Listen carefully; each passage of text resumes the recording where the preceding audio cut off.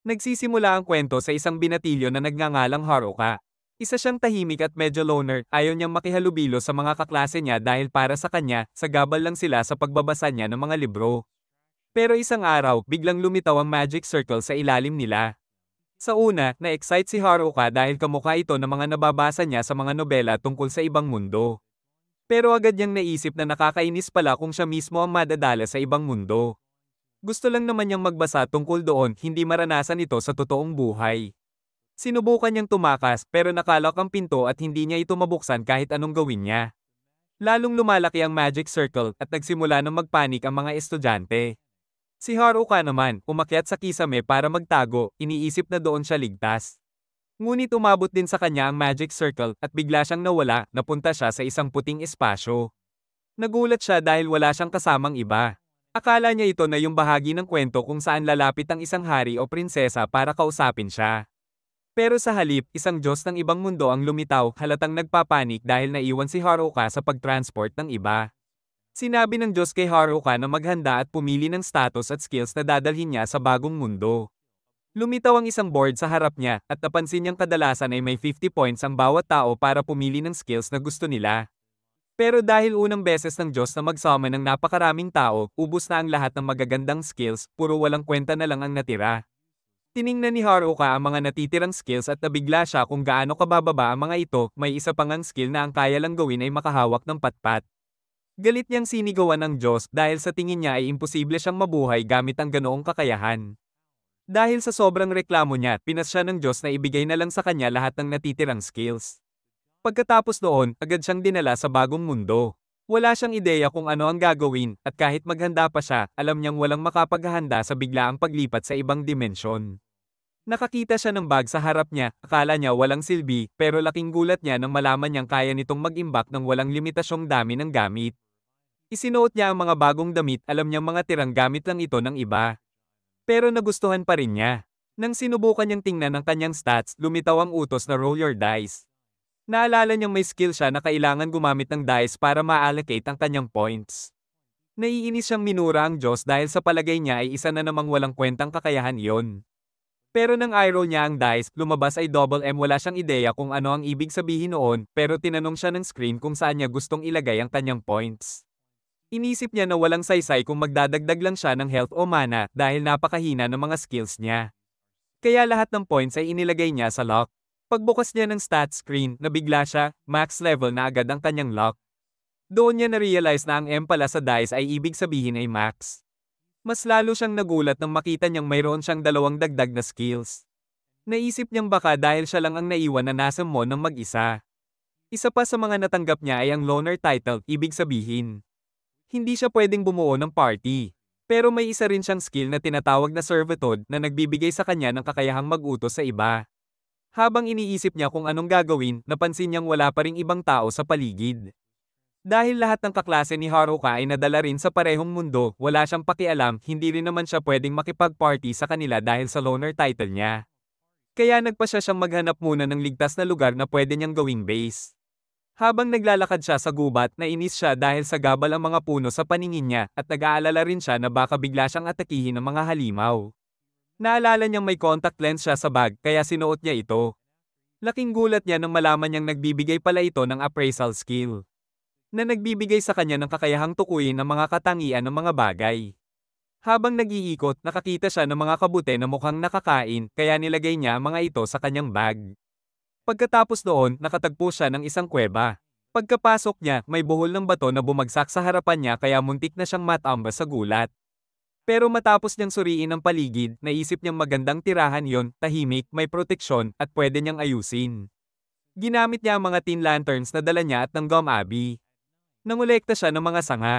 Ginamit niya ang kanyang temperature magic para sindihan ito at nagulat siya nang tumaas ang level ng kanyang kakayahan. Ngayon, kaya na niyang magpasiklab ng apoy ng direkta. Sa gabi, habang naghahanda ng matulog, nag-aalala siya sa mga halimaw sa paligid lalo na't patpat lang ang tanging sandata niya. Pagkagising niya kinaumagahan, laking ginhawa niya nang makitang ligtas pa rin siya. Alam niyang dahil ito sa mga monster repelling items niya, pati na rin sa kanyang shelter skill na nagpoprotekta sa lugar na tinutuluyan niya. Nagluto siya ng almusal gamit ang mga kabute at beef jerky mula sa bag at sa gulat niya, sobrang sarap pala ng kombinasyon. Plano ni Haruka na mag-imbak pa ng pagkain, kaya naglakad-lakad siya sa gubat, pinupulot lahat ng makikita niyang kapaki-pakinabang. Pero ang tunay niyang problema, paano nga ba niya haharapin ang mga halimaw? Habang nag-iisip, bigla niyang naramdaman na may presensya malapit sa kanya. Paglapit niya, nakita niya ang dalawang goblin at napaatras siya sa takot. Nang ginamit niya ang appraisal skill, nakita niyang kahit maliit lang ang mga ito, mataas ang kanilang stats. Nagdalawang isip siya kung kaya ba niyang labanan ang mga ito. Pero naisip niyang sayang ang pagkakataon. Kaya nagpa siya siyang subukan. Wala siyang tiwala sa patpat na hawak niya, pero ginamit niya ang skill na rapping na nagpapalakas ng sandata sa pamamagitan ng mahika. Sa tulong nito, natalo niya ang unang goblin. Ang pangalawa ay umatake, pero madali niyang nailagan ang mga suntok nito at pinatamaan ng magic blast mula sa kanyang patpat, dahilan para bumagsak din ito. Alam niyang marami pa siyang kailangang pagbutihin, pero tuwang-tuwa siya, iyon ang una niyang panalo sa bagong mundong iyon. Pagbalik niya sa kuweba, nakita niyang nakakuha siya ng wooden club mula sa goblin, pero masyado itong mabigat at maikli ang abot, kaya hindi niya magamit ng maayos. Nang tingnan niya ang kanyang stats, napansin niyang nag-level up siya at doble na ang lahat ng kanyang attributes. Kinabukasan, habang kumakain siya ng almusal, nagsawa na siya sa paulit-ulit na kabute. Gusto na niyang kumain ng karne, pero natawa siya sa sarili, iniisip niyang sigurado kung andan ang kanilang class representative. Siguradong pag-alitan siya dahil sa pagiging reklamador. Napansin niyang tumaas na rin ang level ng kanyang appraisal skill, pero nagtaka siya kung bakit lahat ng gamit niya ngayon ay may question mark sa pangalan, kaya naisip niyang baka bumaba ang kalidad ng mga ito. Pinili na lang niyang huwag isipin. Lumabas siya para magprakti ng mahika at natuwa nang makakita ng pagkain, pero isa na namang kabute yon. Napabuntong hininga siya at nasabi, sana karne na lang ang tumutubo sa puno. Nagpatuloy siya sa pagsasanay at ginamit ang skill na Magic Infusion na nagpapalakas sa kanyang magic defense at physical abilities. Nang maramdaman niya ang lakas na dulot nito, nakatagpo siya ng dalawang goblin ulit at sa pagkakataong ito, madali na niyang natalo ang mga ito. Sa loob-loob niya, naisip niyang baka kaya na rin niyang harapin ang tatlong goblin sa susunod. Nang muli siyang makatagpo ng mga goblin, kinabahan si Haruka at nagpa siya na lang umatras. Sa mga sumunod na araw, ipinagpatuloy niya ang panghuhuli ng goblin tuwing araw at ang pag-aaral ng mahika tuwing gabi. Pagsapit ng ikalimang araw, nakaya na niyang talunin ang isang goblin sa isang hampas lang. Habang nag-iikot, nakakita siya ng kuneho at naisip niyang lutuin ito. Sa wakas, magkakaroon siya ng karne matapos ang ilang araw ng puro kabute. Pero bigla niyang naramdaman ang presensya ng kanyang mga kaklase malapit sa kanya. Ginamit niya ang magic site para hanapin ang class representative na matagal na niyang kakilala mula pagkabata. Pero naisip niyang huwag na lang makipagkita, gusto niyang panatilihin ang tahimik at malayang buhay na mayroon siya ngayon. Biglang dumating ang grupo ng mga delinquent mula sa kanilang klase, kaya mabilis siyang nagtago sa mga palumpong. Sa kasamaang palad, nakagawa siya ng ingay at muntik na siyang mahuli. Pero naputol ang atensyon ng grupo nang makita nila ang kunhong nahuli niya. Sinundan ni Haruka ang grupo, hindi dahil gusto niyang makialam, kundi dahil curious siya sa pinag-uusapan nila. Doon niya narinig ang plano nilang lapitan ng mga babae sa klase. Naisip niya na baka walang dapat ipag-alala dahil kasama naman nila ang class rep na siguradong mahahalata ang masamang balak ng mga ito. Habang naglalakad, narinig niya silang nangaasar kay Tenoka, isang kaklase nilang tahimik, pinipilit siyang turuan sila tungkol sa mga skills nila. Mukhang naniniwala ang grupo na pwede na nilang gawin ang kahit ano sa bagong mundong iyon. Matapos silang umalis, bumalik si Haruka sa kanyang kuweba. Pagtingin niya sa kanyang status, nagulat siya, tumaas ang level ng kanyang loner title. Nagtaka siya kung dahil ba ito sa pagtago niya mula sa mga kaklase. Napansin din niyang nasa level 3 pa rin siya, at inisip niyang baka ang dahilan ay ang dalawa niyang skill, Master of None at Blockhead. Ang Master of None ay hindi siya pinapahintulutang mag-focus sa isang partikular na kakayahan, pero binibigyan siya ng kakayahang maging katamtaman sa halos lahat ng bagay. Samantala, ang Blockhead ay tila walang silbi, isa lang talagang basurang skill. Habang kumakain siya para mabawasan ng stress, nalungkot siya dahil kabuti na naman ang ulam niya. Naisip niyang sana man lang ay may isda siyang makain. Kinagabihan, nakarinig siya ng ingay ng labanan sa labas. Paglabas niya ng kuweba, nakita niyang ang mga nerds mula sa kanyang klase ay nakikipaglaban sa mga goblin, pero hirap na hirap sila. Ginamit niya ang appraisal skill at nagulat nang makita na mas mataas pa ang mga level at job title ng mga ito kaysa sa kanya, ngunit hindi pa rin nila matalo ang mga goblin. Naalala niyang may mga cheat skills din sila. Kaya inisip niyang dapat kaya naman nilang manalo. Pero bago pa siya tuluyang umalis, napansin niyang dalawang goblin ang palihim na aatake mula sa likod nila. Naisip niya ang mga panahong magkasama pa sila noon, kaya tumalon siya papasok sa laban at pinabagsak ang dalawang halimaw. Nagpasalamat sa kanya ang mga kaklase niyang nerds, pero hirap si Haruka na magsalita ng maayos, matagal na kasi siyang hindi nakikipag-usap sa tao. Dinala niya sila sa kanyang kuweba, at habang nagpapahinga, tinanong niya kung bakit sila nag-iisa. Nagulat siya nang marinig na tumatakas daw sila. Bumalik ang kwento sa sandaling lahat sila ay unang na-teleport sa bagong mundo, doon, nagkakagulo ang buong klase, puno ng takot at kalituhan. Pero ang grupo ng mga nerds ay kalma lang. Dahil nabasa na nila ang mga kwento tungkol sa Isekai Worlds. Sinubukan ng class rep na pakalmayan ang lahat pero biglang may grupo ng goblin na lumitaw sa likuran niya. Nagpanik ang buong klase at tanging ang mga nerds lang ang nakahanda. Nang magsimula silang lumaban, na-inspire ang iba at tumulong na rin, kaya natalo nila ang mga goblin sa kanilang unang laban sa bagong mundo. Pagkatapos ng laban sa goblin, sinabi ng class rep sa lahat na mas mabuting lumipat sila sa lugar na may mas malinaw na tanawin. Kaya pumunta sila sa tabing ilog, at dito, ang mga nerds ang nanguna sa pagtatayo ng camp dahil may kaalaman na sila tungkol sa ibang mundo. Sinimulan ng class rep na mag-assign ng mga gawain sa lahat pero imbes na magtulungan, nagsimulang magreklamo ang mga estudyante tungkol sa kanilang mga tungkulin. Ang mga popular girls ay tumangging gawin ang kanilang mga trabaho, at kahit inaalok ng class rep na tulungan sila, ayaw pa rin nilang makiisa. Dahil dito, tumigil na rin ang iba, iniwan ng lahat sa nerds. Na sila na lang ang gumagawa ng lahat ng trabaho. Habang nangyayari ito, patuloy ang mga nerds sa pakikipaglaban sa mga goblin, at napagtanto nilang kailangan nilang mag-level up dahil lalong lumalakas ang laban. Isa sa mga nerds ay nakakaalala ng dalawang skills na nagbibigay kakayahang kontrolin ng ibang tao, at alam din niya ang delinquent habit skill dahil nakita niya ito noong gabi sa White Room. Habang naghahanda ang mga delinquents sa manghuli ng goblin para i-level up ang kanilang skills at atakihin ng mga babae, narinig ito ng mga nerds at ipinaalam sa class rep. Nagdesisyon ng class rep na mag-level up din para hindi gumana ang kapangyarihan ng delinquent sa kanya. Pagkalipas ng ilang panahon, na-unlock ng mga delinquents ang kanilang skills pero nang subukan nilang gamitin ito laban sa class rep, madali niya silang natalo. Gamit ang kanilang mga kakayahan, sinilyohan ng nerds ang mga skills ng delinquents. Nang malaman ng lahat ang masamang plano ng delinquents, nilaos ang mga ito sa grupo, ngunit hindi nagtagal, bumalik ang delinquents at umatake sa lahat, sinuway ang mga tolda at sinunog ang camp. Matapos sila umalis, ang sisi ay inihulog sa nerds dahil sila lang ang nakipag-away sa delinquents. Sinubukan ng class rep na ipagtanggol sila pero masyadong awkward ang sitwasyon kaya nagdesisyon ng nerds na umiwan. Naramdaman ni Haruka ang awa sa kanila dahil sa pinagdadaanan nila kaya nagdesisyon siyang pakainin sila ng kabuti. Ginugol niya ang susunod na araw kasama sila at naisip niyang hindi siya magiging mag-isa sa loob ng ilang araw pero ayaw niyang maging abala. Kinabukasan, nagpaalam siya sa kanila pero inanyayahan siya ng nerds na sumama sa kanilang plano, pupunta sila sa downstream para humanap ng bayan at maging adventurers. Sinabi nila kay Haruka na parang sila rin siya pero tumanggi siya sa alok. Pagkatapos nilang umalis, iniisip niya ang tungkol sa bayan pero alam niyang magiging pabigat lang siya sa grupo dahil sa kanyang walang kwentang skills. Nagdesisyon siyang tingnan muna ang iba, lalo na't nag-aalala ang nerds para sa class rep. Habang papunta siya sa camp, nakasalubong niya ang isang kobold na kumagat sa kanyang kamay. Pinukol niya ito gamit ang kanyang patpat at kahit masakit, nagpatuloy pa rin siya. Pagdating niya sa campsite, nagulat siya na wala ng tao, kaya naisip niyang baka lumipat na sila sa ibang lugar. Gumamit siya ng mahika para hanapin ang mga bakas ng paa.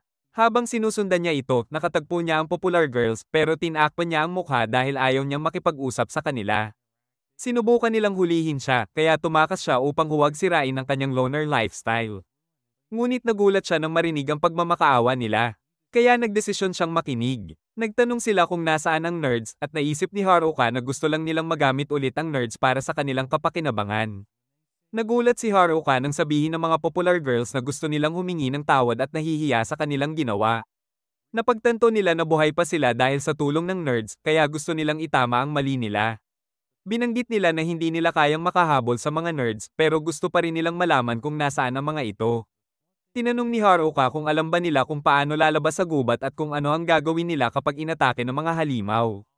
Iniisip niya kung tunay ba silang magsisisi at magpapakatino o kung susuko lang sila na magpapabigat sa nerds, humingi sila sa kanya na turuan sila kung paano mabuhay sa bagong mundo at nang pumayag siya, na-activate ang kanyang servitude skill, kaya naging mga alipin niya ang mga girls. Habang naglalakad sa gubat, ginagawa ng mga girls ang lahat para tulungan siya. Pero natakot si Haruka dahil patuloy nilang pinapatay ang mga halimaw ng walang pollen.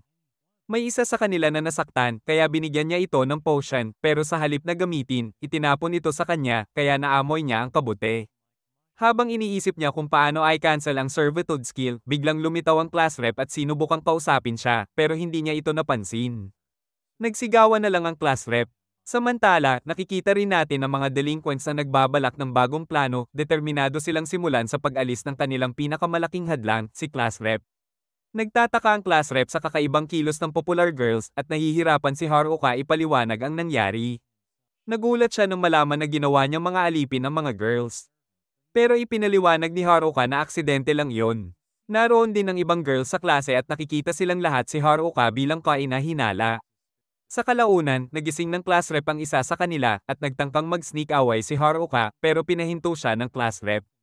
Habang iniimbestigahan ng mga girls ang nangyayari, nagsawa si Haruka at nagdesisyon na subukan i-upgrade ang kanyang base. Ngunit nagdulot ito ng eksplosyon at naipit siya sa lupa. Nagsigawan ng class rep sa kanya dahil sa gulo. Pero tinulungan siya palabasin at na-realize nilang tinutulungan niya lang ang ibang girls kaya humingi sila ng tawad sa pagkakamali sa paghusga. Tinanong ni Haruka kung pwede ba siyang umuwi at naguluhan ng class rep. Ipinaliwanag niya na nagtayo siya ng sariling bahay at namangha ang mga girls. Nagtanong pa sila kung ilang tao ang kaya niyang lagyan sa bahay at sinabi niya na maaaring mahigit 200. Hindi makapaniwala ang class rep na may ganoong kalaking lugar siya para sa sarili niya. Lalo't halos hindi pa nakakasurvive ang iba. Humiling sila kung pwede silang magstay sa gabi at na-shock si Haruka sa ideya ng sleepover kasama silang lahat pero pinayuhan siya ng class rep na huwag maging weird. Pinamunuan ni Haruka ang girl sa paglalakbay sa gubat at nagtaka sila kung paano niya alam ang daan, ipinapakita rito na may skill siya na nagiguide sa kanya. Pagdating nila sa kuweba, sinalubong ni Haruka ang lahat sa kanyang bahay. Hindi makapaniwala ang mga girls sa laki at ganda nito. Nang banggitin ni Haruka na may paliguan siya, hindi napigilan ng mga girls at agad na sumisid, habang si Haruka ay nangangamba sa labas. Sa wakas, habang natutulog si Haruka, natuwa siya na mag-isa na ulit. Iniisip na masyado ng abala at nakaka-stress ang mga girls. Biglang bumisita sa kanya ang class rep at nagpasalamat sa lahat ng ginawa ni Haruka. Sinabi niya na lahat ay nag-aalala mula nang umalis ang mga lalaki sa grupo at pakiramdam niya ay hindi niya nagagawa ang tama bilang class rep. Pero sinabi ni Haruka na naiprotekta niya ang lahat kaya hindi siya dapat manghinayang. Naramdaman din niya ang awa para sa nerds pero ipinaliwanag ni Haruka na huwag siyang mag-alala, handang-handang ang mga nerds sa buhay nila para sa ganitong pagkakataon. Kaya nilang harapin ang bagong mundo. Sa huli, napasaya niya ang class rep at nagpaalam ito ng good night. Habang lahat ay nagpapahinga, hindi makatulog si Haruka, iniisip niya ang lahat ng girls at ang nangyari sa mga nakaraang araw. Kinabukasan, ginaisan siya ng isa sa mga girls at sinabi na handa na ang almusal. Nahihiya siya habang papalapit siya sa kanya, kaya tinanong niya kung ano ang ulam. Sinabi ng girl na isda at kabute ang kanilang ulam. Natulala si Haruka at nasaktan ng ulo niya sa bump sa excitement. Habang kumakain, naiyak siya sa sarap ng isda. Nagtanong ang class rep kung bakit siya umiiyak at ipinaliwanag niya na mukha raw silang mahirap hulihin kahit na malapit lang ang ilog sa kanila. Nalaman niya na isang girl ang gumagamit ng lightning skill para mabigla ang mga isda, kaya mas madaling hulihin. Humiling si Haruka na makita ulit ang skill, ipinakita ito sa kanya, at gamit ang kanyang packing skill, nahuli niya ang isda sa pamamagitan ng paglapat ng kuryente sa ilog. Excited siya dahil natutunan niya na rin ang lightning magic. Ipinaliwanag niya na dahil sa packing skill at Master of None, kaya niyang matutunan halos anumang bagay. Namangha ang class rep sa sobrang kapangyarihan nito. Pero natuwa si Haruka na may silbi rin ang mga dating walang kwentang skills niya. Tinanong ni Haruka ang class rep kung ano ang plano nila at sinabi nito na pupunta sa bayan ngunit kailangan muna nilang mag-level up. Nag-alok si Haruka na tulungan sila. Nagsimula siya sa pagtatanong sa bawat girl tungkol sa level nila at nalaman niyang nasa level 15 ang lahat, sobrang taas para sa kanya na nasa level 7 pa lamang. Nakakita sila ng ilang kobolds na mas mababa ang level sa kanila. Kaya inisip ng mga girls na madali lang ang laban, ngunit agad silang natalo. Nag-regroup sila sa tent ni Haruka at nagpa siya na ipagpatuloy ang training. Ang girl na nagising sa kanya noong umaga ay humarap at humingi ng paumanhin sa pag-test sa kanya.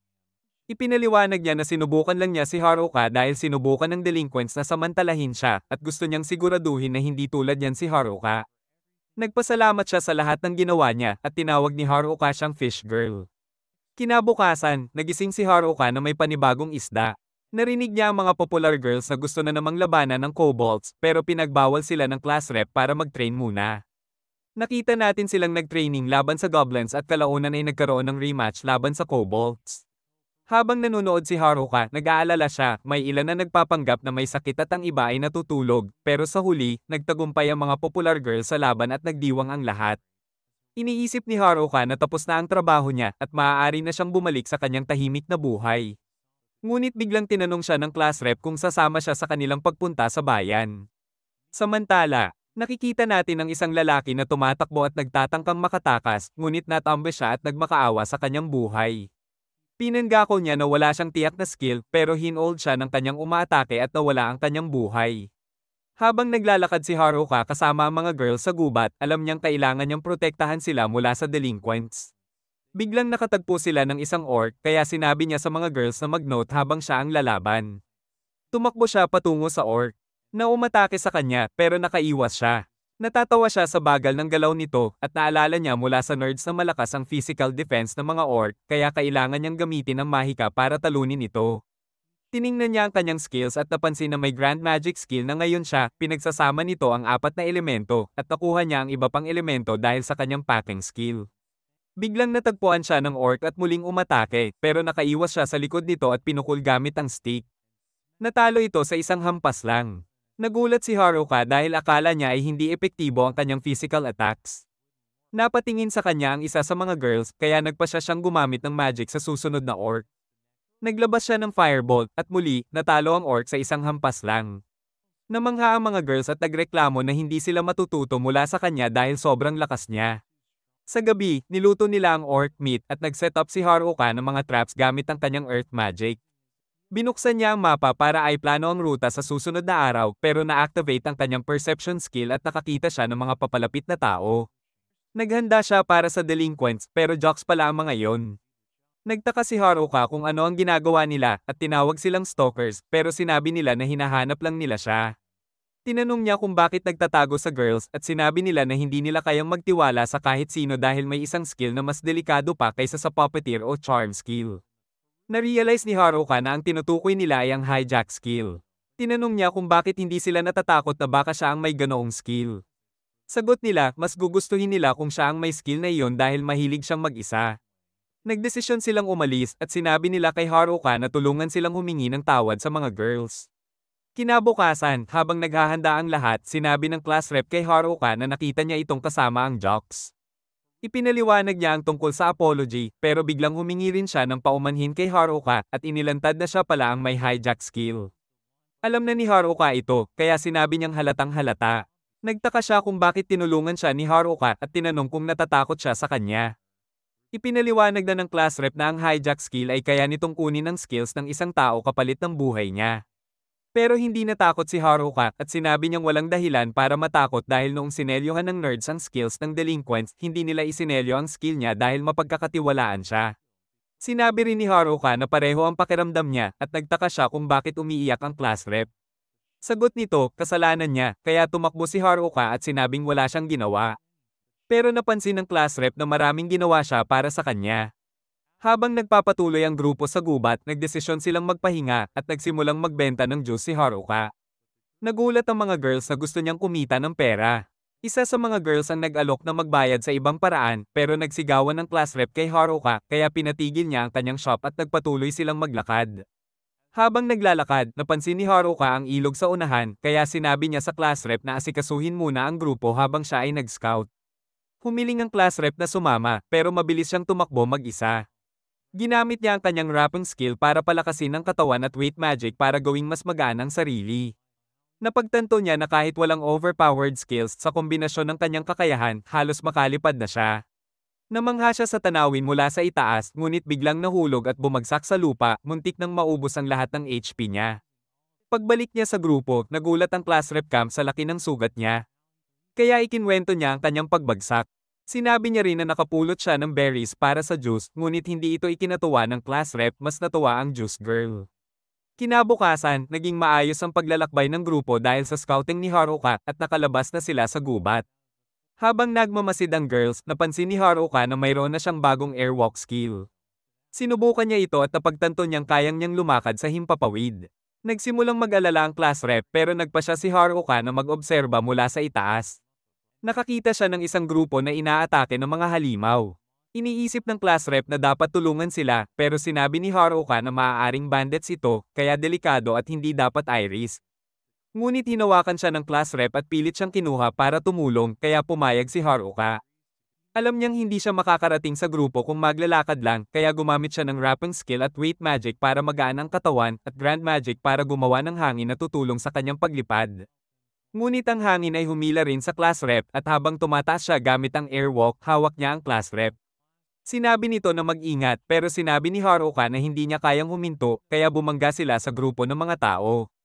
Pinatay ni Haruka ang lahat ng halimaw at nagpasalamat ang party leader na nagpakilala bilang OFA sa pagtulong sa kanilang grupo. Nagtataka si Haruka kung bakit sila inatake at ipinaliwanag ni OFA na nasa quest sila mula sa guild ngunit mas mahirap ito kaysa sa inaasahan. Habang nakahiga pa rin ang class rep, nag-aantay si Haruka sa mga natitirang girls at inalok ang party ng mushrooms niya. Nakilala ng lalaki ang mga ito bilang stamina caps at hindi siya makapaniwala na ibinabahagi ni Haruka ang napakabihirang gamit sa kanila. Agad na naibalik ang health ng party. Pagdating ng iba pang girls, ginabayan nila ang grupo patungo sa town ng ALU at natuwa ang girls na makarating na sa bayan. Samantala, ang delinquents ay nag-level up na at nagdesisyon na ituloy ang kanilang plano laban sa girls. Isa sa mga lalaki nilang nahuli ang nagmungkahi na i-unseal ang kanilang skills, kaya napagpasyahan nilang puna-unahin ang nerds. Ngunit nakikita natin ang batang iyon na nakangiti at napagtanto ng jocks na nagiging mas delikado na ang sitwasyon. Naglakad-lakad si Haruka kasama ang mga girls sa bayan pero napansin niya na hindi talaga ito ang tipo niya at naisip niyang bumalik na lang sa kanyang kuweba. Nagkahiwa-hiwalay ang mga girls pero pinaalis sila ng class rep gamit ang kanyang whistle at pinagsunod-sunod upang bisitahin ang Adventurers Guild para magparehistro bilang adventurers at ibenta ang mga natipo nilang items. Pagdating nila sa guild, na-intimidate sila sa dami ng mga adventurer. Sinabi ni OFA na gusto raw makita siya ng boss kaya umakyat siya sa hagdan at natagpuan ang boss na nakakatakot. Pero agad siyang pinasalamatan ng boss dahil sa pagtulong sa party ni OFA. Napansin ni Haruka kung saan niya pwedeng ibenta ang kanyang magic crystals. Kinuha niya ito mula sa bag at hindi makapaniwala ang clerk sa dami ng crystals. Sinabi ng clerk na bumalik na lang kinabukasan. Ipinakita ng mga girls na nakapagparehistro na silang lahat bilang adventurers. At nakita ni Haruka na nasa level 30 sila. Nagdesisyon siyang magparehistro rin pero nang suriin ng clerk ang stats niya, sinabi nito na hindi siya kwalipikado dahil hindi pa siya level 10. Humiling siya ng exception, pero ipinaliwanag ng clerk na bilang isang solo adventurer, kailangan niya ng level 20 kahit para sa pagiging beginner. Dito naisip ni Haruka na parang wala siyang magagawa at nabigo siya. Kinagabihan, napunta sila sa inn at nagulat si Haruka sa hitsura nito, iniisip na baka love hotel pero normal lang pala ito. Napag-isip-isip niyang baka mas mabuting bumalik sa gubat kinabukasan. Kinabukasan, naisip ni Haruka na ligtas na ang mga girls, kaya nagdesisyon siyang bumalik pagkatapos matanggap ang bayad sa kanyang crystals. Nang pumunta siya sa guild, binigay sa kanya ng clerk lahat ng pera na meron sila, pero kulang ito para sa kabuuang halaga, kaya nag-alok ang boss ng installments. Nakakuha siya ng 8 milyong unit at natuwa siyang mayaman na siya ngayon. Inalok siya ng kasama niyang si GK na dalhin siya sa isang espesyal na lugar. Inisip ni Haruka na makakatagpo siya ng cute na girls pero dinala siya ni GK sa isang weapon shop na nagbebenta ng mga specialty items mula sa dungeons. Pinanggako ni GK na maaasahan ng may-ari kahit mukhang kakaiba ito. Sinubukan ni Haruka ang iba't ibang items pero may isang necklace ang napansin niya dahil sa description na Fit 7. Naalala niya na ang sariling gear niya ay may parehong description kaya tinanong niya ang may-ari kung ano ang ibig sabihin. Ipinaliwanag ng may-ari na ang Fit 7 ay para sa pagsasama-sama ng epekto ng 7 items at magamit lahat ng sabay. Natuwa si Haruka at naisip ang mga posibleng epekto na pwede niyang idagdag sa kagamitan niya. Ngunit biglang nagreklamo ang class rep na nagsasabing oras na para matulog. Bigla namang na-activate ang vine sa kanyang kamay at aksidenteng nabangga niya ang iba pang items kaya nags-anib ang lahat ng effect. Nagalit ang may-ari dahil lahat ng iyon ay nagkakahalaga ng 10 milyon at sinubukan ni GK na ibaba ang presyo sa 8 milyon. Kinabukasan, hindi makapaniwala si Haruka na ubos na ang pera niya. Naisip niyang kumuha pa ng crystals pero napansin niyang hindi pwedeng lumabas ng bayan ng mga outsiders maliban na lang kung maging adventurer at kumuha ng permit. Naalala niyang babalik sa forest kaya ginamit niya ang kanyang newly combined invisibility cloak para makalusot sa class rep. Tumakbo siya patungo sa pader, iniisip na kaya niyang tumalon at makalampas, ngunit bigla siyang tinawag ng ilan sa mga girls at nabundol sa pader. Nakita ni Haruka na ang mga girls ay mula sa volleyball team. Pero nagtaka siya kung nasaan ang kanilang ikaapat na miyembro. Ginamit niya ang kanyang perception skill at nakita ang juice girl na nagbabihis muli. Nagmadali sila papunta sa kanya pero napagtanto ni Haruka na palpak ang kanyang escape plan. Kinabukasan, nagsimula ang unang quest ng mga girls. Humiling si Haruka na sumama pero hindi siya pinagkakatiwalaan ng class rep dahil sa pagtatangkang tumakas niya. Matapos silang umalis, ginamit niya ang kanyang invisibility cloak para makalusot sa gate. Excited siya sa kanyang kalayaan pero nakakita siya ng grupo ng goblins habang tumatakbo. Napagpasyahan niyang huwag pansinin sila. Nakakita rin siya ng wasak na baryo ngunit pinili niyang huwag rin itong pansinin. Nang makatagpo siya ng bandits na umatake sa isang karwahe, naghanda siyang gamitin ang kanyang staff ngunit nagdesisyon siyang huwag makialam. Ngunit ayaw ng bandits na makatakas ang saksi kaya pinaputok niya sila gamit ang fire bullets.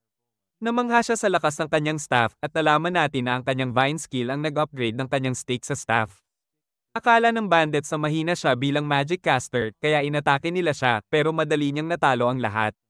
Sinubukan nilang gamitin ang kanilang weapon skills na alam ni Haruka na na-unlock sa level 20 pero madaling nakaiwas siya sa lahat ng atake. Nauubos ang lakas ng bandits at lahat ay nawalan ng malay sa sariling pagkapagod. Nagpasalamat sa kanya ang isang noble girl na si Mariel, ngunit nagtaka siya kung dapat ba siyang magpasalamat dahil nila nilabanan ng bandits ang sarili nila. At muntik rin siyang iwan siya ni Haruka. Ipinakita niya na siya pala ay anak ng isang lord at hiniling na samahan siya ni Haruka sa natitirang bahagi ng biyahe. Naisip ni Haruka na dapat na siyang bumalik sa gubat pero nang aipangako ni Mariel ang kanyang pasasalamat, nagpasya siyang tumulong. Tinanong niya kung saan siya nanggaling pero hindi maalala ni Haruka ang pangalan ng bayan kaya tinawag niya itong Happy. Ipinakita ni Mariel na ang kanyang ama ay Lord doon kaya na-realize ni Haruka na patungo sila sa Omo. At nagmakaawa siyang makaalis, ngunit pinilit siya ni Mariel na samahan siya upang gantimpalaan siya kaya muli ay palpak ang kanyang escape plan. Samantala, nakikipaglaban ng mga jocks laban sa delinquents ngunit bago sila makaatake, ang leader ay biglang na-stab mula sa likod. Sinubukan nilang lumaban, ngunit madaling natalo sila ng kanilang umaatake. Tumakas ang jocks, ngunit hinadlangan sila ng lalaki at naghanda ring patayin sila na nagtataka sila kung bakit siya umatake. Nasa carriage ni Mariel si Haruka habang sinasabi niya na gusto niyang bumalik sa gubat upang maging mag-isa. Dinala siya ng karwahe sa mansyon ni Mariel. At sinubukan niyang umalis, ngunit sinabi niyang maghintay siya matapos siyang magbihis dahil gusto siyang gantimpalaan. Inimbitahan siya ni Mariel sa dining table upang pasalamatan siya, ngunit agad na nagsimula si Haruka sa pagkain. Napagtanto ni Mariel na hindi siya nakikinig. Binigyan siya ng kanyang servant ng pera bilang reward at dahil wala siyang ID, binigyan siya ng identification card para makapasok at makalabas ng bayan. Ngunit patuloy pa rin siyang hindi nakikinig kaya nagalit si Mariel habang nagsimula si Haruka sa dessert. At na-realize niyang imposible na makuha ang atensyon niya. Kinabukasan, sinabi ni Haruka sa mga babae ang nangyari. Tinanong siya kung bakit siya inimbitahan sa mansion pero umamin siya na wala siyang ideya. Sinabi ng class rep na bawal siyang lumabas ng bayan, nangako si Haruka na mananatili. Umalis ang mga babae para tapusin ang kanilang quest at habang naglalakad sila, natuwa si Haruka na sa wakas ay nag-iisa siya. Biglang tumakbo palabas, balak niyang gumamit ng ID para makalabas ng bayan. Bumili muna siya ng mga gamit sa mga mangangalakal at sumulat ng maikling sulat para sa class rep, sinabing hahanapin niya ang mga jocks dahil nag-aalala siya para sa kanila. Dumaan siya sa gate, ipinakita ang ID sa gwardya at pinayagan siyang makalampas. Dali-dali siyang nagtungo sa gubat para mag-isa at magpahinga. Pinagmasdan niya ang katahimikan at naisip na baka umuwi na lang pero biglang lumitaw ang isang orc sa likuran niya. Tinaboy niya ito sa isang hampas pero nagtaka siya, karaniwan daw lumilitaw ang mga orc mas malalim pa sa gubat. Hapon na nang makita niya ang mga mantsa ng dugo. Naalala niya ang kanyang mga kaklase at napagtanto niyang nawawala pa rin ang mga jocks, ang mga delinquents ay nasa labas na ng gubat. Ginamit niya ang kanyang enemy detection at nakakita ng bakas ng dugo, sinundan niya ito. Iniisip na nakipaglaban ang mga jocks sa mga delinquents. Naramdaman niyang nagulat, nakita niya ang mga jocks na halos wasak na ang katawan. Akala niya patay na sila, pero humihinga pa rin. Ginamit ni Haruka ang kanyang mga potions para pagalingin sila, ayaw niya silang mamatay. Nagising ang isa sa kanila at nagbiro na sila ang nagkamali, saka tinanong si Haruka kung ayos ba ang mga babae. Ipinaliwanag ni Haruka na ligtas ang mga ito sa bayan. Kwento ng mga jocks, hindi nila kinaya ang sumalakay, patay na raw ang mga delinquents at nasabi nilang hindi nila kayang talunin ang umaatake. Sabi nila genius sa math ang kalaban at mukhang planado ang lahat, iniisip nilang target na niya ang class rep dahil may skill itong hijack. Naalala ni Haruka na sobrang malakas ang hijack, kayang kitilin ng user ang kakayahan ng iba at kunin ito kapag pinatay niya ang biktima, at alam lang raw ito ni Haruka at ng mga nerds. Nagtaka siya kung paano nalaman ng mga jocks. Sinabi ng mga jocks na hinanap talaga ng umaatake ang class rep, na walan lang daw siya ng bakas, kaya sinuntok nila ang mga jocks sa pag-asang aakayin sila papunta sa kanya. Inaakala raw nilang hihingi ng tulong sa class rep ang mga jocks, pero nagpunta naman pala ang mga jocks sa ibang direksyon para sirain ang planong iyon. Nagpanukala silang magtulungan para talunin ang umaatake. Nag-iisip si Haruka. Gusto niyang protektahan ng mga kaklase, kaya pumayag siyang tumulong, pero sinabi niya na lalaban siya ng mag-isa. Inisip ng mga jocks na baliw siya, pero nakita nilang seryoso siya kaya nirerespeto nila ang desisyon. Tinanong nila kung may plano siya, sinabing pumunta na lang muna sila sa class rep sa bayan at humingi ng paumanhin dahil nagpakabobo sila. Umalis ang mga jocks. Nagmuni-muni si Haruka, mas madali sana kung nandyan sila, pero kung hindi nila mapapatalo ang umaatake. Wala nang makakaprotekta sa mga babae. Kaya mas mabuti sigurong harapin niya ito mag-isa. Bumalik tayo sa bayan kung saan nakikita natin ang mga babae na hinahanap si Haruka. Iniisip nila na babalik din siya kaya nagpasya silang huwag mag-alala at mag-level up na lang habang hinihintay siya. Habang nag-iisa, naalala ni Haruka ang sinabi ng mga jocks tungkol sa overpowered na weapon skill ng umaatake. Alam niya na kapag na-activate ang isang weapon skill, nagiging vulnerable ang user dahil hindi ito pwedeng kanselahin. Naiisip niyang kailangan niyang gumawa ng bagong skill na makikinabang sa kahinaan na iyon. Napansin niya ang isang grupo ng goblins. Ginamit niya ang appraisal skill at nalaman niyang doble ang level nila sa kanya, pero inatake pa rin niya sila at mabilis niya silang natalo. Napagtanto niyang kailangan niyang labanan ng mas malalakas para mag-level up. Biglang lumitaw ang Goblin King. Napansin niyang perfect ang timing nito at umatake ito. Nakadodge siya, pero alam niyang nagawa lang niya iyon dahil sa kanyang evasion cloak. Napagtanto niyang gumagamit ng weapon skill ang Goblin King at hirap siyang humanap ng opening. Ginamit niya ang rapping skill para pagsamahin ang kanyang abilities at nag-counterattack, pinatay ang Goblin King sa isang hampas. Napaisip siya na kayang gumawa ng bagong abilities sa pamamagitan ng kombinasyon ng trash skills niya. Bigla namang lumitaw sa likuran niya ang isang monster, isang level 50 Goblin Emperor. Akala niya wala siyang chance dahil level 9 lamang siya, pero iniisip niyang kayang manalo kung pagsasamahin niya ang kanyang skills. Inatake niya ito, napadown ng Goblin Emperor, pero bumangon ito at nagsimulang umatake ulit gamit ang weapon skill. Nakakita siya ng opening at naitulak ito, nakapag-deal ng damage. Pero agad itong naka-recover at naitama siya sa puno. Naintindihan niyang delikado siya, pero naalala niya ang mga jocks, hindi siya ganoon kasayra kumpara sa kanila. Bumangon siya at nagpatuloy sa laban. Pagkatapos ng ilang sandali, natalo niya ang Goblin Emperor at umabot sa level 11. Masaya siya dahil sa wakas, nag-level up na siya. Nakauwi si Haruka sa kanyang bahay para magpahinga. Napagtanto niya kung paano gumagana ang Master of None, matagal siyang mag-level up pero mas mabilis niyang na-improve ang kanyang skills. Iniisip niyang perpekto ang skill na ginawa niya laban sa weapon skills dahil nakakapatakbo siya ng instant attacks, kaya maaari niyang gamitin ito para talunin ang umaatake. Habang nagmumuni, nakakita siya ng taong papalapit, si Tanaka. Lumipat tayo sa mga babae, naglalakad sa labas ng bayan. Pinag-uusapan nila si Haruka at nagtatanong kung bakit hindi pa rin siya bumabalik pagkatapos ng 2 araw. Nakita nila ang mga jocks at tinanong ng class rep kung ano ang nangyari sa kanila. Sinabi ng mga jocks na okay lang sila. Tinanong siya tungkol kay Haruka at sinabi nilang naglalaban siya sa gubat mag-isa. Bumalik tayo kay Tanaka. Sinabi niya na umaasa siyang aakay ang mga jocks sa class rep pero naloko siya at nahihiya dahil nalaman niyang na-manipulate niya ang mga delinquents. Napagtanto ni Haruka na planado lahat mula sa simula. Umamin si Tanaka na ginamit niya ang delinquents para sirain ang klase. Nagalit si Haruka at tinanong kung ano ang ginawa nito sa iba nilang kaklase. Ibinunyag ni Tanaka na pinatay niya ang mga ito. Handa na siyang hanapin ng class rep at pinagtawanan si Haruka, tinawag siyang loser na puro trash skills lang.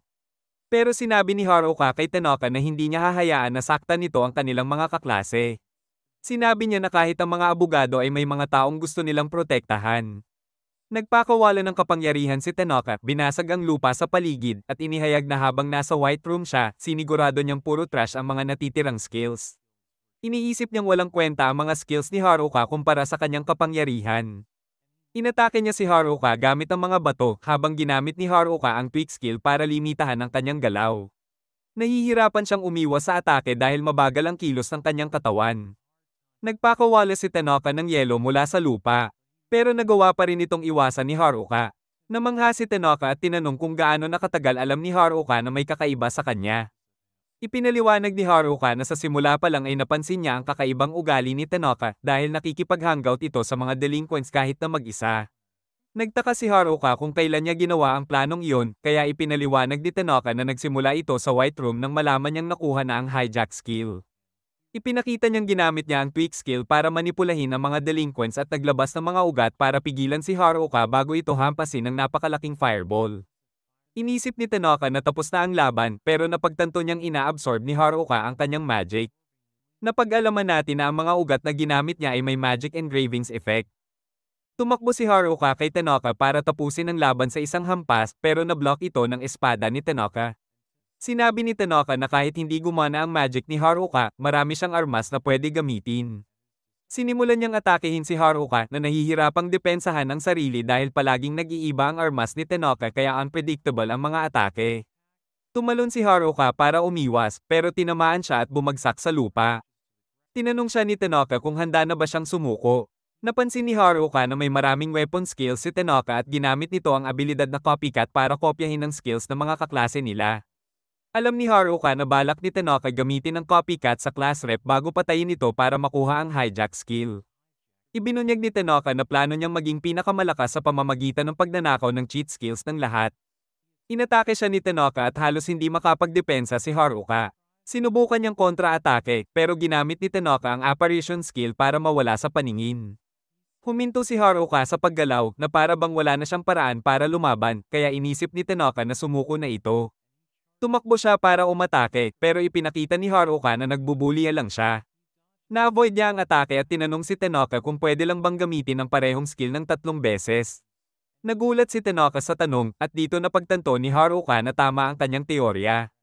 Ipinaliwanag ni Haruka na na-detect niya ang kahinaan ng copycat skill, pinapagamit niya si Tenoka sa kanyang sariling skills at napansin niyang 2 lang beses ginamit ni Tenoka ang parehong skill dahil ayaw niyang maubos ang kanyang mga kinopyang skills. Iniisip ni Tenoka na walang epekto kung nalaman ni Haruka ang kahinaan niya pero hindi niya kayang habulin ang bilis ni Haruka, nakakaiwas si Haruka sa mga atake at nasanay na sa bilis ni Tenoka.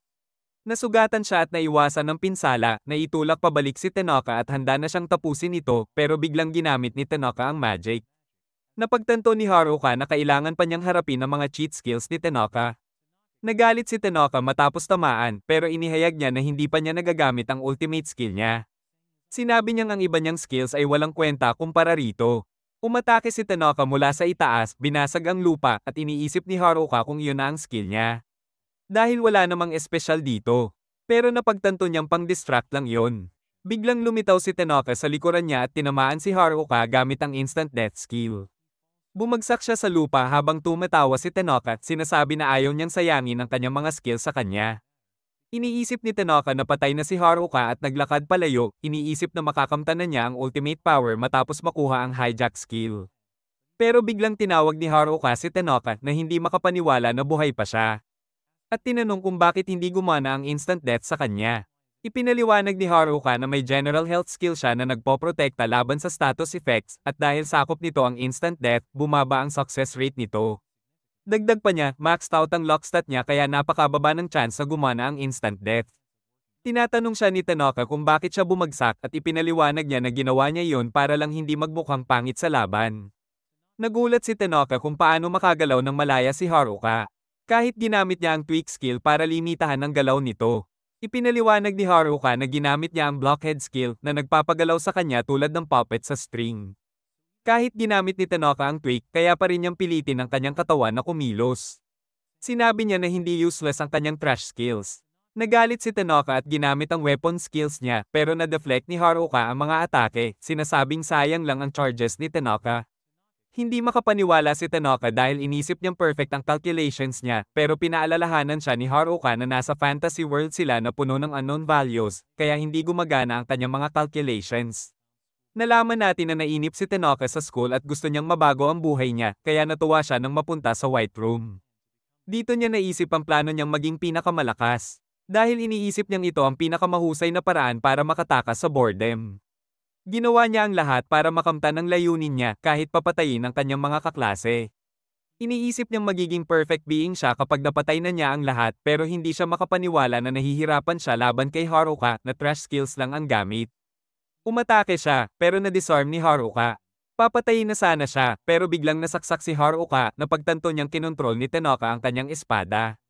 Umatake ulit si Tanoka, sinasabi na 100% chance siyang manalo, pero naitulak siya ni Haruka na sinasabing kulang ang calculations niya para manalo dahil hindi niya pinaghusay ang sarili.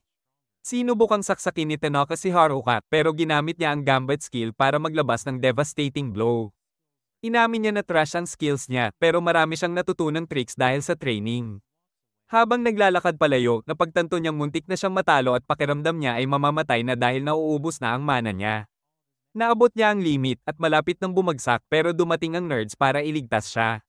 Sabi ng nerds, hindi pa siya bumabalik sa bayan kaya nagdesisyon silang hanapin siya.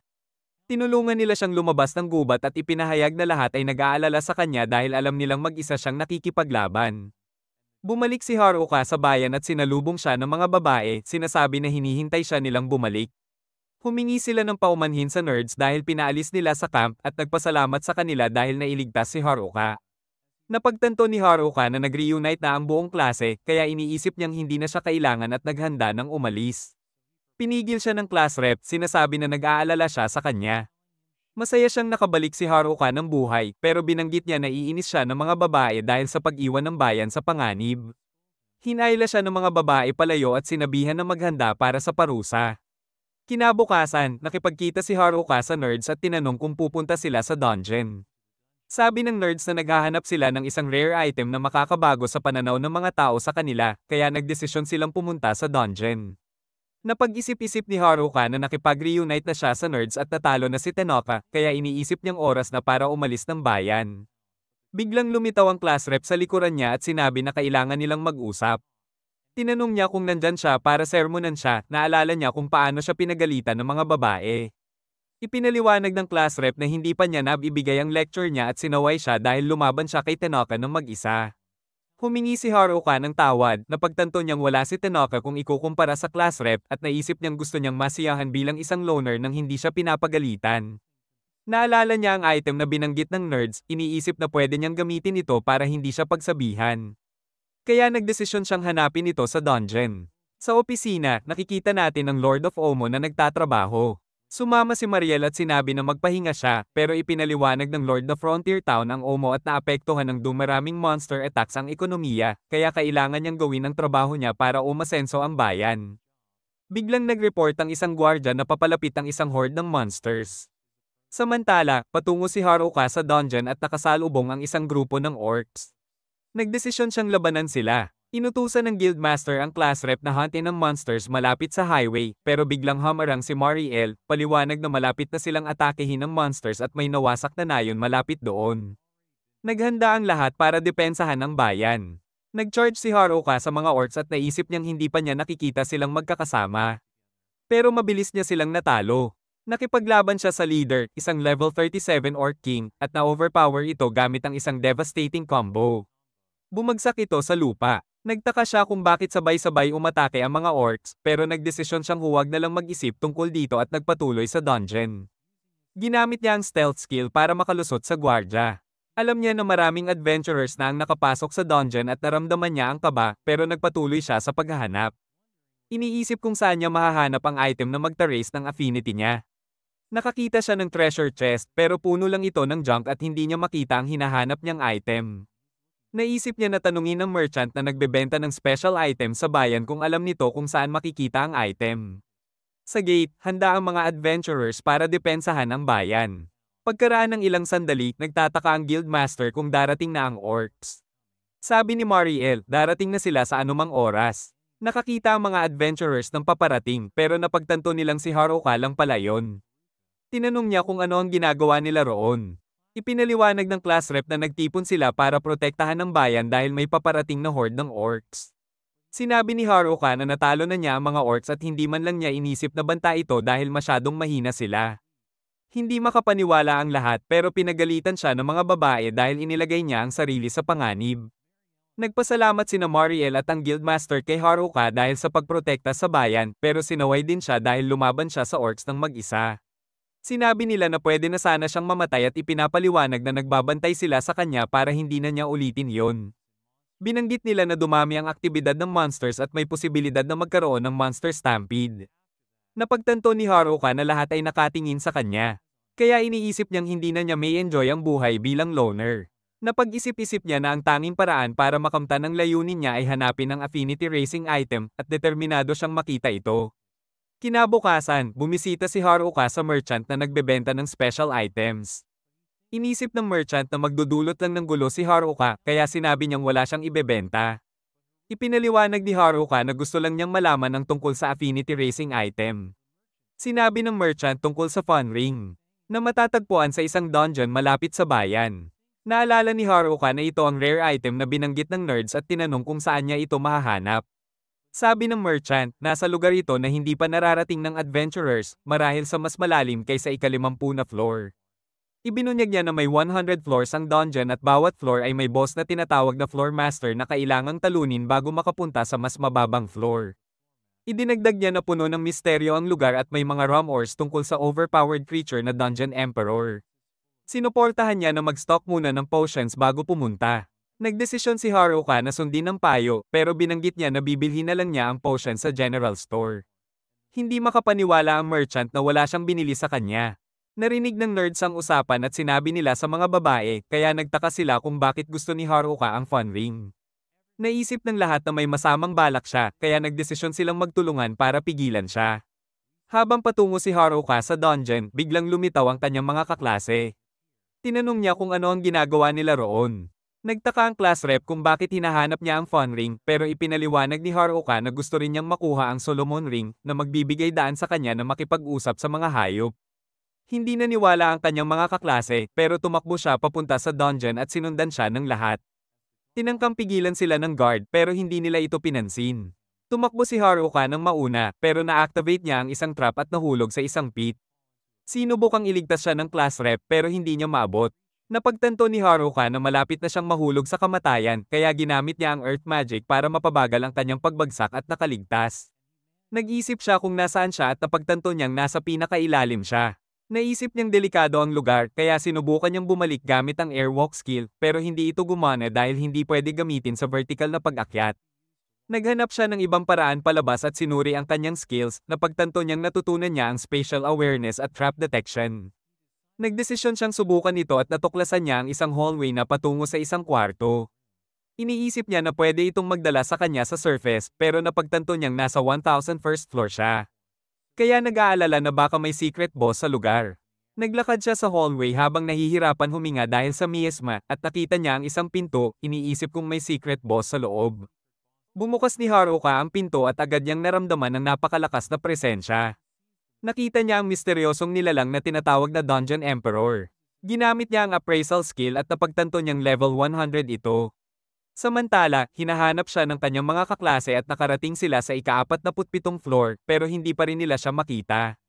Nakakita sila ng teleport gate at alam nilang ibabalik sila nito sa entrance. Ipinaliwanag ng isang nerd na lumalabas lang ito kapag cleared na ang floor kaya nagtaka sila kung ginamit ni Haruka ito para umalis sa dungeon. Pero sinabi ng nerd na hindi niya ito pwede gamitin dahil hindi niya dinaanan ng tamang ruta. Idinagdag niya na nasa pinakamatandang Grand Dungeon sila at may mga rumors na ang Dungeon Emperor ay nasa pinakailalim, naghahari sa lahat ng monsters. Nagtaka ang mga babae kung totoo nga ang Dungeon Emperor at iniisip nilang bumalik na lang dahil nahihirapan na sila laban sa level 40 monsters. Pero naalala ng isa sa kanila na nasagip sila ni Haruka dati kaya hindi nila siya dapat iwanan. Sumang-ayon ang lahat at nagdesisyon silang gawin ang lahat para mailigtas siya. Samantala, napagtanto ni Haruka na nakatago ang stats ng Dungeon Emperor pero ramdam niya na sobrang lakas nito. Naiisip niyang hindi siya mananalo sa ranged battle kaya nagdesisyon siyang lumapit at umatake gamit ang sobrang bilis. Nablock ang kanyang atake at napagtanto niyang kaya nitong sabayan ang kanyang galaw.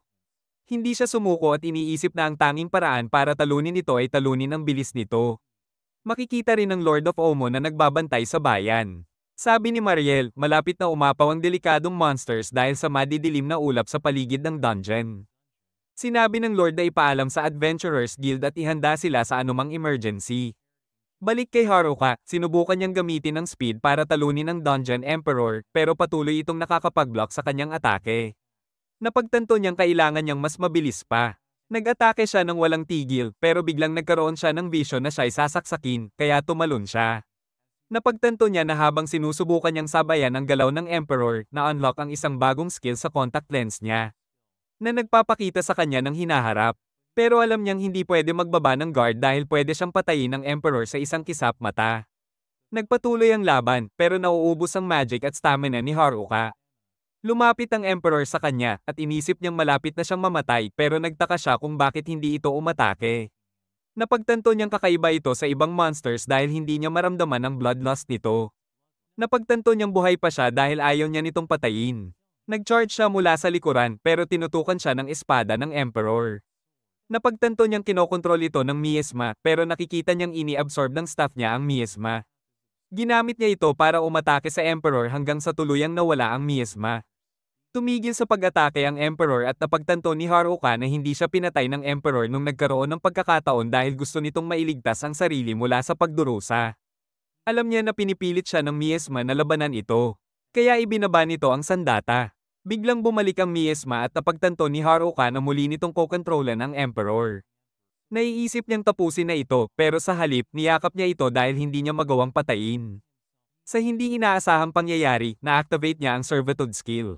Aminado siya na hindi niya lubos na alam kung paano ito gumagana pero napagtanto niyang napalayan niya ang Emperor. Iniisip niya kung makikipagtulungan ba ito sa kanya pero nanatiling tahimik ang Emperor. Naiisip niyang nagalit ito dahil ginawa niyang kanyang servant pero umiling ito kaya na-realize niya na naiintindihan siya. Ginamit niya ang appraisal skill at napagtanto niyang bumalik sa level 1 ang Emperor at nalaman niya ang pangalan nito, Angelica. Nagulat siya at naisip na para bang ginawang servant niya ang isa pang babae. Pero naisip niyang hindi ito counted dahil skeleton ito. Nagdesisyon silang umalis sa dungeon. Naabot nila ang ika-100 floor at nakita ni Haruka ang isang hagdan, iniisip niyang gamitin ito para makalabas sa surface. Biglang lumitaw ang floor master, isang level 100 living armor. Inisip niyang talo na siya dahil hindi niya pa man lang natalo si Angelica na humihigpit sa laban. Nagdesisyon siyang umiwas at ginamit ang earth magic para sirain ang kisame. Iniisip niyang gamitin ang airwalk para makatakas. Pero nakita niya ang dalawang menor sa itaas niya. Ginamit niya ang appraisal skill at napagtanto niyang parehong level 99 ang mga ito. Mag-aatake na ang mga monsters at natarante si Haruka pero biglang may sumabog. Napagtanto niya na natalo ni Angelica ang lahat. Tiningnan nito ang armor ng floor master na nahulog at napagtanto niyang gusto nitong isuot ito. Inilagay niya ang armor at napansin ni Haruka na mabigat ito para sa kanya pero biglang nag-transform ito at sinabi niyang perfect ang fit. Ginamit niya ang appraisal skill at nalaman niyang cursed ang armor, kaya naiinis si Angelica, at napagtanto ni Haruka na parang class rep lang din ito. Samantala, nakikita natin ang iba habang pababa sa hagdan. Nag-aalala sila kung okay si Haruka dahil wala siya sa kanilang nakikita. Naabot nila ang ika-50 floor pero nakita nila ang isang napakalaking monster.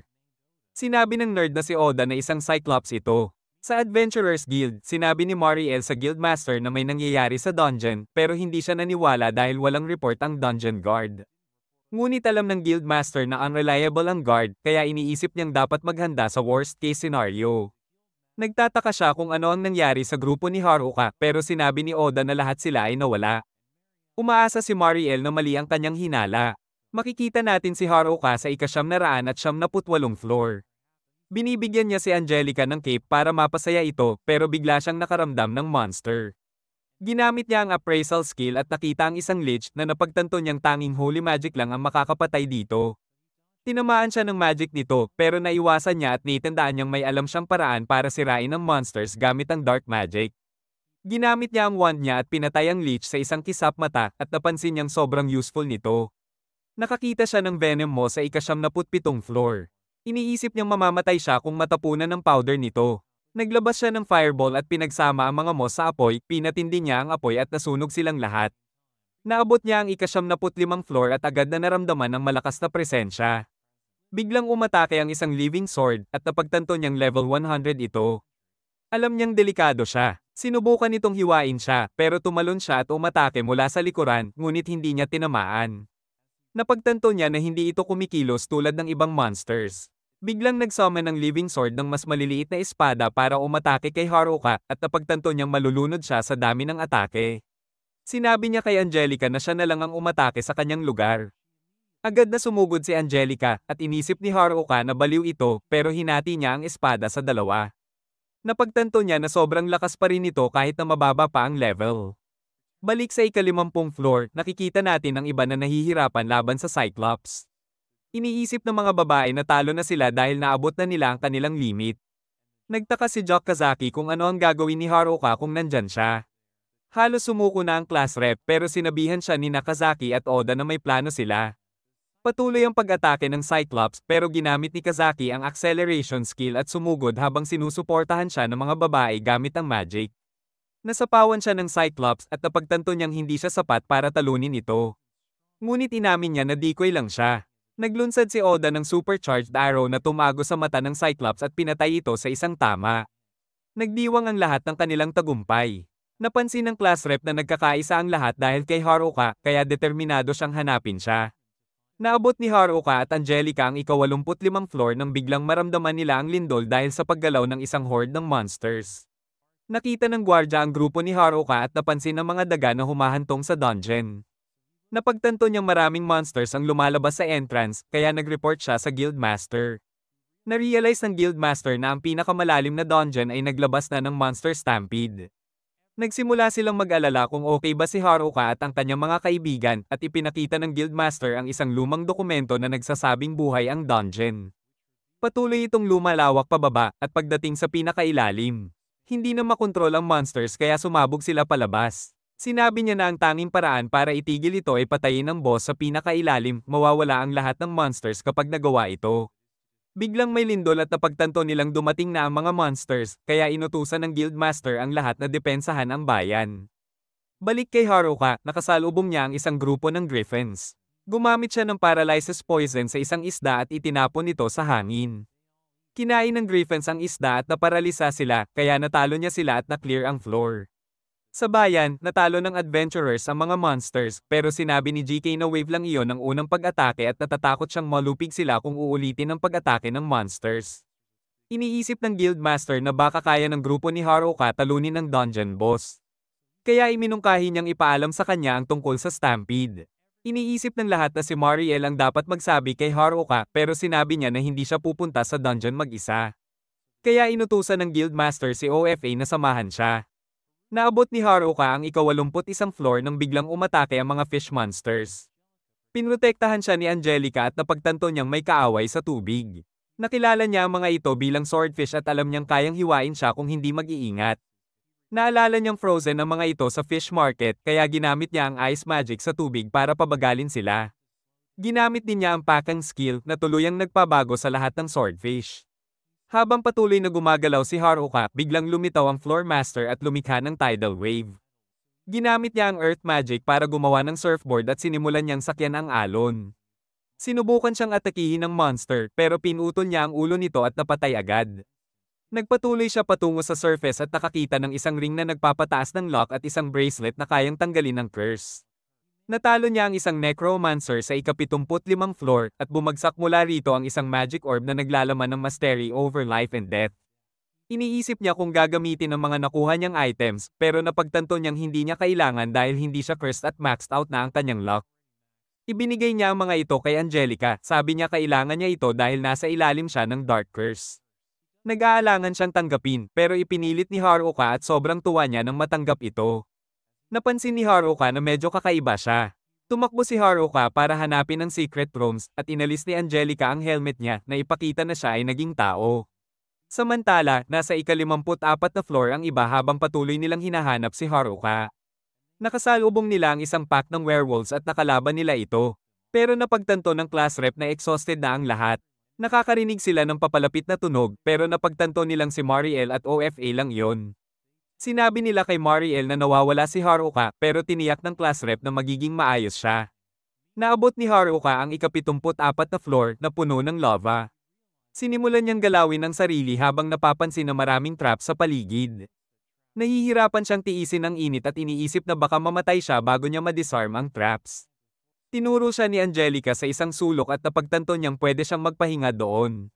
Gumawa siya ng pahinga at guminhawa ang pakiramdam niya. Ginamit niya ang wind magic para lumikha ng banayad na simoy. Narinig siya ng class rep na napagtanto niyang nanggagaling ang boses mula sa likod ng wall. Tumawag siya sa kanya at napagtanto ni Haruka na naroon sila sa butas kung saan siya nahulog. Nagtanong siya kung pwede ba niyang gamitin ang butas para umakyat pero sinabi niya na hindi. Tinanong niya kung anong floor sila at sinabi ng class rep na nasa ika-54 na floor sila. Nangako siya na magkikita sila doon. Ipinaliwanag ni Mariel ang tungkol sa Monster Stampede na malapit ng mapagapi ng adventurers. Sinabi ni OFA na na-encounter nila ang second wave papunta sa dungeon.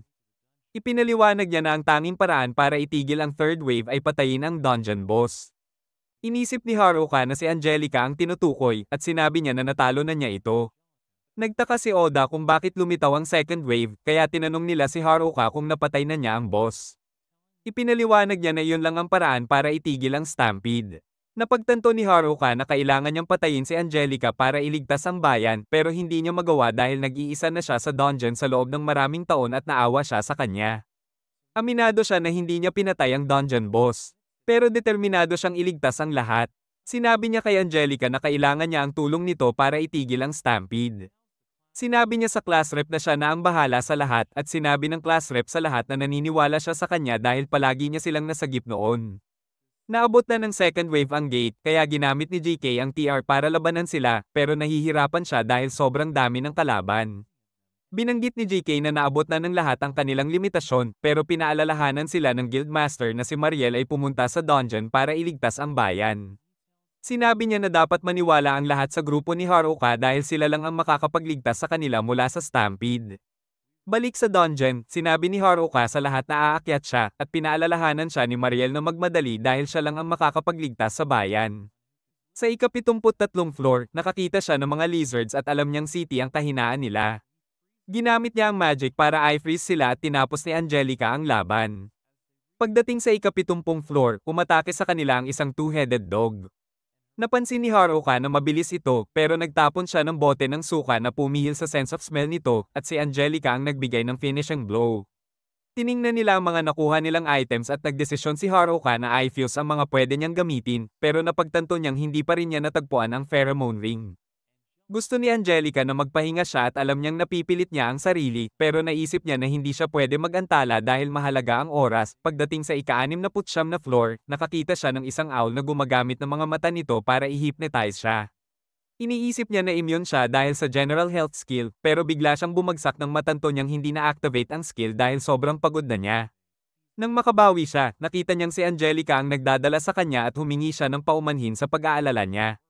Samantala, nahihirapan ng iba laban sa level 100 Sphinx. Sinubukan ni Nakazaki at Oda na talunin ito pero walang epekto ang kanilang mga atake. Sinabi ni OFA na immortal ito dahil ang layunin nito ay magtanong ng riddle sa adventurers, hindi labanan, kaya napagtanto nila na wala silang pagkakataon. Patuloy itong umatake sa kanila. Naabot ni Haruka ang ika-59 na floor at pinasalamat si Angelica sa pagtulong sa kanya na makabawi, pero muntik na siyang mahulog sa isang cliff. Napagtanto niyang kailangan niyang mag-ingat dahil maaaring bumagsak ang floor ng dungeon anumang oras. Biglang nakaramdam siya ng pamilyar na presensya. Makikita ang iba na nawawalan ng pag-asa dahil hindi nila kayang talunin ang Sphinx na papatayin na sana ang class rep. Biglang dumating si Haruka para iligtas siya.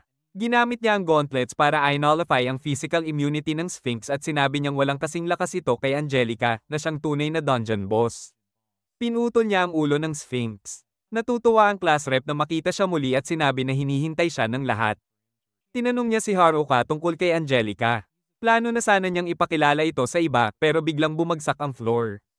Nag-alala ang class rep pero nakabawi si Haruka at nakalundag pabalik sa iba. Sinabi niya na hindi siya mahuhulog dahil natutunan na niya ang bagong skills. Bumagsak ulit ang floor at napunta siya sa panganib pero sinagip siya ng class rep na sinabing hindi niya siya hahayaan at hinayla siya sa ligtas na lugar. Pinuri siya ng lahat sa pagsagip pero sinabi ni Oda na maaga pa para magdiwang dahil papunta na ang third wave sa bayan. Naisip ni Mariel na masisira ang bayan kung wala silang gagawin. Tinanong ng class rep si Haruka tungkol sa kanyang plano. Sinabi niya na si Angelica ang susi para itigil ang stampede. Gumamit sila ng warp gate para bumalik sa surface at nagtungo sa Guildmaster. Sinabi ni Mariel na paparating na ang third wave at napagtanto nilang isang malaking army ng monsters ang dumating. Napagtanto ng Guildmaster na wala silang sapat na pagkakataon dahil sobra silang maraming kalaban. Nagsimulang yumanig ang lupa kaya nag-alala ang mga sibilyan pero tiniyak ng Lord of Omo na kaya ng adventurers talunin ang mga monsters. Nawasak ang pag-asa ng lahat, iniisip nilang lahat ay talo na, pero lumingon si Angelica at pinindot ang espada niya sa lupa. Lumabas ang isang makapangyarihang enerhiya na kumalat papunta sa mga monsters.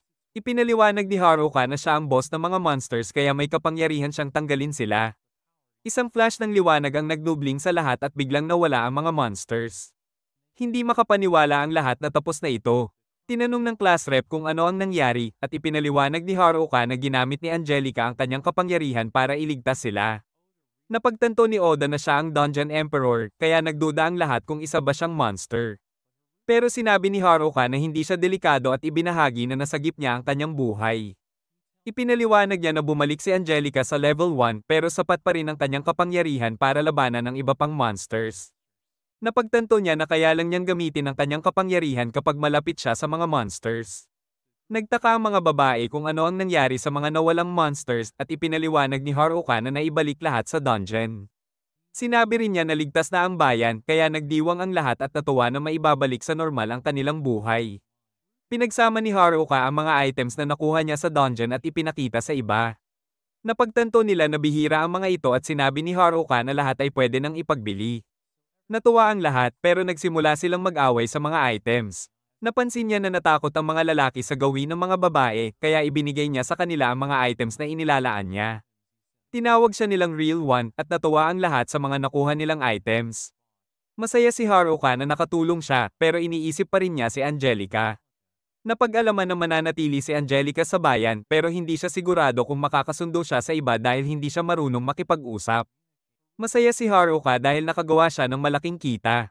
At pinasalamatan siya ng class rep sa pagbenta ng items dahil nakabili siya ng gustong kagamitan. Tinanong niya si Haruka tungkol kay Angelica at sinabi niyang siya ang dungeon boss.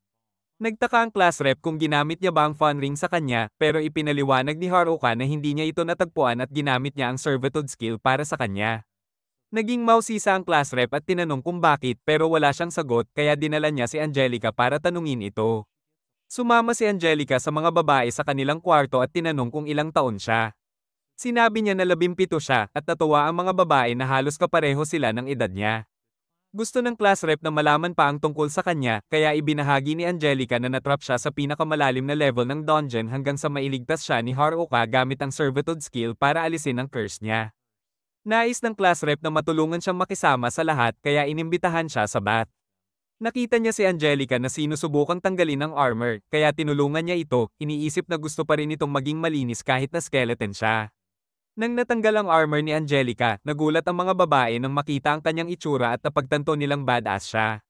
Sa gabi, tiningnan ni Haruka ang kanyang stats at napagtanto niyang naabot niya ang level 18, nakakakuha siya ng bagong skill. Pero napansin niyang hindi pa niya ito magagamit. Alam ni Haruka na hindi pa siya sapat na malakas para huminto sa stampede ng mag-isa, kaya determinado siyang magpalakas. Iniisip niyang bumalik sa gubat para mag-ensayo. Kinabukasan, kinausap niya ang class rep at humingi ng pahintulot na pumunta sa gubat. Pumayag ito at pinaalalahanan siyang mag-ingat. Sinabi niya kay Angelica na sumama sa kanya kaya nagulat ang class rep dahil magkasama silang pupunta at hindi niya alam ang sikreto ni Angelica. Pinigil ng class rep ang dalawa kaya tinanong ni Haruka kung ano ang problema pero hindi niya matukoy. Sinabi lang niya na maging mabuti siya kay Angelica. Pumunta sila sa gubat at nagpasya si Haruka na subukan ng bagong skill niya. Sinabi niya kay Angelica na sabayan siya habang ginagamit niya ang shift skill para pataasin ang bilis. Nahulog siya sa isang bangin pero nagamit niya ang iba niyang skills para ligtas na makalapag. Napagtanto niyang kailangan pa niyang magprakti.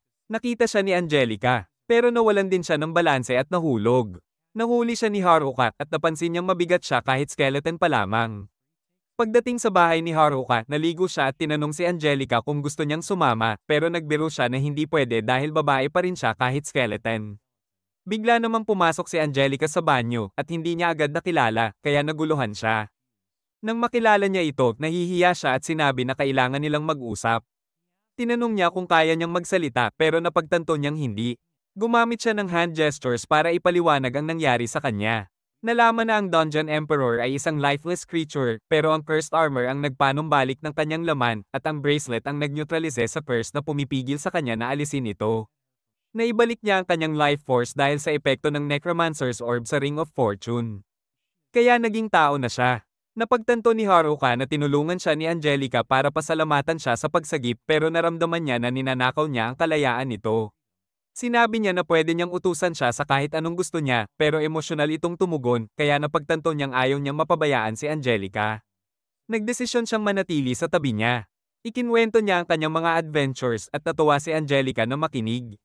Napagtanto niyang isa rin siyang loner. Kinabukasan, hinamon ni Haruka si Angelica sa isang sparring match para subukan ang kanyang bagong skill at makita kung gaano siya humusay. Pumayag si Angelica at napansin ni Haruka na mas mabilis na siya mula nang mawala ang curse. Pero naniniwala siyang malalampasan niya ang bilis niya gamit ang shift skill. Sumugod si Angelica at ginamit ni Haruka ang shift para i-dodge ang mga atake, napagtanto niyang may progreso siya. Napansin niyang mababa pa rin ang level at stats niya pero determinado siyang magpalakas. Sumugod siya pero tinamaan siya sa ulo ni Angelica kaya napagtanto niyang hindi pa rin siya kasing lakas nito. Sinabi niya na hindi pa niya ganap na na-master ang shift at ipinangako na malalampasan niya ito sa hinaharap. Nag-fishing sila at nagpasya si Haruka na gumawa ng hot pot. Hindi alam ni Angelica kung paano hiwain ang isda kaya tinuruan siya ni Haruka. Nang handa na ang pagkain, kumain silang magkasama. Sinabi ni Haruka na busog na siya pero bigla siyang dinala ni Angelica. Pinapaupo siya sa tabi niya at sinimulang imasahe pero hindi maganda dahil wala siyang tama na puntos. Nagpanggap si Haruka na nakatulong ang masahe pero tinanong siya ni Angelica kung ano pa ang pwede niyang gawin. Sinabi niya sa kanya na sundan siya. Tumingala sila sa gabi at hinaplos niya ang ulo ni Angelica, nagpapasalamat sa kanya sa pagsama sa kanya. Bigla siyang tumayo at sinubukang magsalita. Pero hindi niya magawa. Sinabi ni Haruka na naiintindihan niya kung ano ang pinagdadaanan ni Angelica, alam niyang ginagawa niya ang lahat para mag-improve. Kinabukasan, pumunta sila sa bayan pero biglang umulan. Hinawakan ni Haruka ang kamay ni Angelica at sinabi na kailangan nilang magmadali. Pagdating nila sa bayan, natuwa ang mga babae na makita sila pero napansin nilang hawak niya ang kamay ni Angelica, kaya nahihiya sila. Tinanong nila si Angelica kung ano ang nangyari, pero pinigil sila ng class rep at tinanggap siyang muli sa bayan. Tinanong ng mga lalaki si Haruka kung nakipag-date na siya pero sinabi niya na iwanan siya na lang. Lumapit si Angelica, pero sinabi ni Haruka na huwag siyang mag-alala sa kanya at nagsimulang lumakad palayo. Sinabi ni Angelica na hintayin siya at pinasalamatan siya sa lahat ng ginawa niya para sa kanya. Hindi makapaniwala si Haruka na kayanan niyang magsalita at sumama siya sa mga babae. Masaya siya para sa kanya. Napagtanto ni Haruka na iba-iba ang lahat at may kanya-kanyang problema ang bawat isa. Pero sa ilalim ng lahat, hindi sila gaanong naiiba. May mga kaibigan silang handang tumulong at determinado siyang ma-master ang mundo mag-isa para mailigtas ang kanyang mga kaibigan kapag kailangan sila. Dito nagtatapos ang video. Huwag kalimutang i-like at i-subscribe sa channel. Salamat sa panonood at magkita tayo sa susunod.